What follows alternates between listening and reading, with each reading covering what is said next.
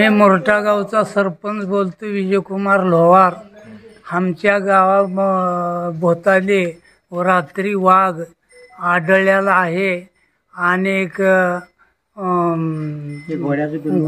हे त्यांचे ठसे पण वाघाचे आढळलेले आहेत. आणि शेतकरी लोकांना समजा विनंती आहे की आपण हुशारकीत राहणे.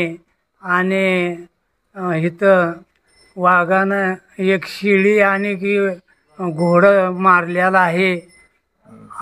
सर्व शेतकरी लोकांनी ह्याची दक्षता घ्यावी.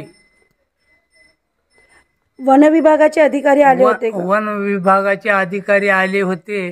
त्याने येऊन पाहणी करून गेलेले आहेत.